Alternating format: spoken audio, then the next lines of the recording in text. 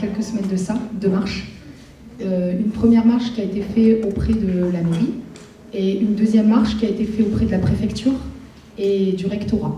Le but en fait de ces marches, c'était de déposer des courriers dans lesquels en fait on pointait différentes problématiques sur le quartier Petit Bar Pergola. Du déni de réalité et de l'ampleur des inégalités. On demande des informations sur les fonds de la politique de la ville. On demande une évaluation sur l'efficacité du programme de réussite éducative. On demande des informations sur le soutien scolaire. Donc, et c'est vraiment, ça touche différentes problématiques. Donc voilà aujourd'hui, et c'est vraiment, encore une fois, on est vraiment dans une démarche démocratique et une démarche constructive. Et vraiment, le but, c'était vraiment de se réunir tous ensemble, comme on dit. On a travaillé, on a des préconisations à proposer. Voilà les démarches dans lesquelles on est aujourd'hui. En mathématiques, 51% ont des besoins éducatifs importants et 75% sont fragilisés. Pour l'illustrer, 9 demandes de maintien en CP ont été effectuées à l'école Armstrong, alors que les classes sont à effectif réduit. Il faut vraiment qu'on ait vraiment une approche globale de l'élève et de son environnement. Par exemple, si un enfant, la nuit, il ne peut pas dormir parce qu'il y a du bruit à l'extérieur, quand il va arriver à l'école, forcément, il va être fatigué, il va être moins attentif. Donc, il faut vraiment qu'on ne dise pas que l'école, c'est juste l'école. Il faut vraiment que tout l'environnement de l'enfant il soit pris en compte. Nous, en tout cas, les parents, on a envie que nos enfants puissent réussir et on veut le bien pour ces enfants, pour qu'ils puissent faire leur école tranquillement, vivre comme tous les autres.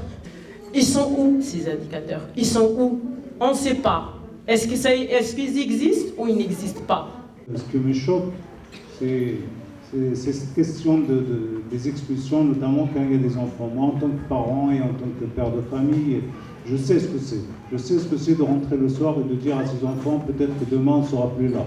Moi, en tant que membre de l'association Droit au logement, on a reçu des familles, des dizaines de familles. Et je peux vous garantir que sur, allez, je dirais 1%, peut-être 1% de familles qui refusent de payer, c'est-à-dire les mauvais payeurs.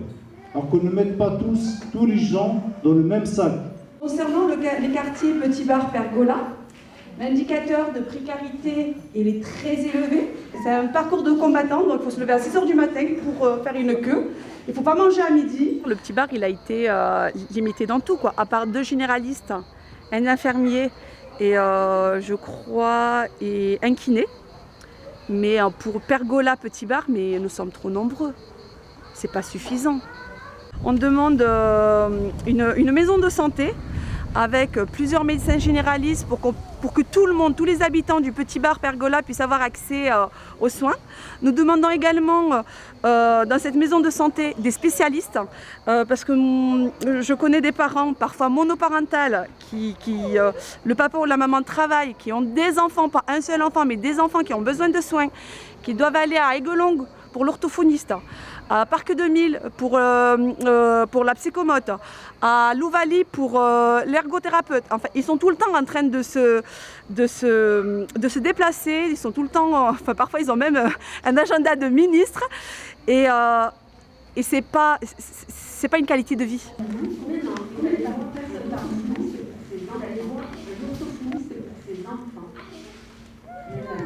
Juste qu'on puisse voir en fait. Si vous respectez vos enfants, de ne pas passer derrière.